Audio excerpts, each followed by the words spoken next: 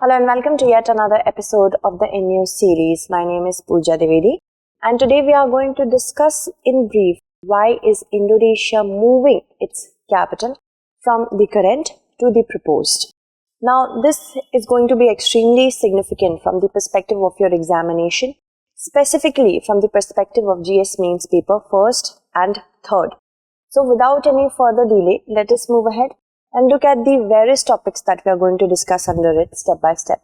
These are the different topics that we are going to discuss. The backdrop says this decision to move the capital from the current situation, current position to the another was first tipped by President Joko Widodo in April 2019 because of the rising sea levels and severe congestion on the densely populated Java island. Now, as we know, that Jakarta lies on the northwest of Java. Here is Java, as you can see, this is the island of Java and here is Jakarta. So currently Jakarta is the capital of Indonesia and the largest islands in Indonesia are of course Sumatra, then we have Java and we have Kalimantan, we also have Sulawesi and the Guinea part of Papua New Guinea, which is also known as Irian Jaya. Okay, this is the Indonesian part. Alright, moving on. Java Island and especially Jakarta, which is the current capital, is spread across more than 61.5 square kilometers. It is immensely populated, whereas East Kalimantan is bigger than Jakarta. It is a lot less populated than the current capital. So East Kalimantan is where we are going to find the new capital. Okay, the current one is over here.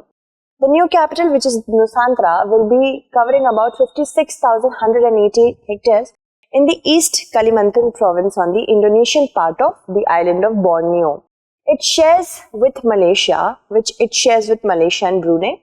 However, environmentalist critiques of the capital's move have warned that it could damage the ecosystem in the region because currently there is not a lot of infrastructure in this region. Moving on. Now, if we talk about the reasons for relocation, the biggest one is rising sea level.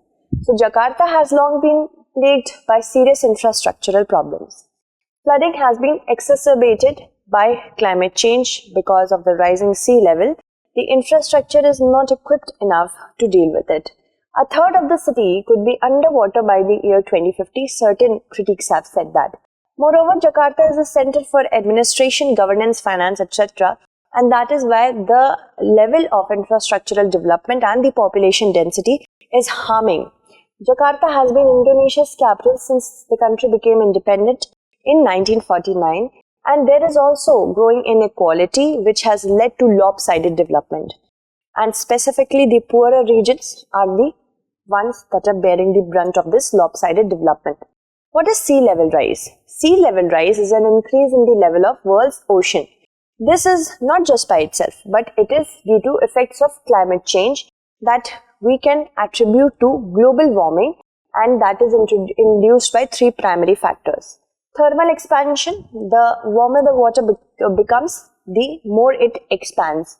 Because of the melting of glaciers, the water which is supposed to be packed in glaciers are taking up the space of water in the ocean, and there is also the loss of Greenlandian and Antarctic ice sheets.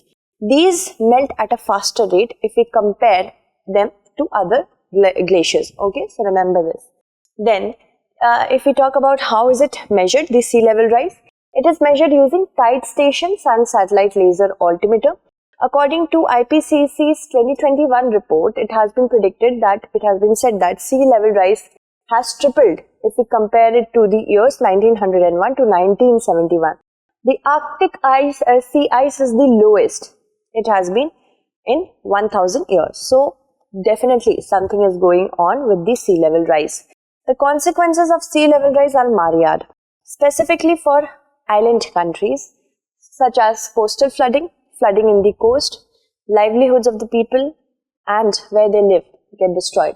There is also destruction of coastal biodiversity, the aquatic animals and plants. The dangers of storm surges and tsunamis also increase. There is lateral and inland migration. Sometimes it can be in a manner which hurts the general terrain of the island. Impact on infrastructure is also there. Too much infrastructure leads to dangers, and that also leads to too much infrastructure being built in, you can say, retaliation to sea level rise. There is threat to inland life, and tourism might also get impacted because erstwhile the places the tourists could see are now below the sea level. It is hurtful for the economy as well. And if we talk about other cases, Indonesia is not the first country in the region that is relocating the overpopulated capital.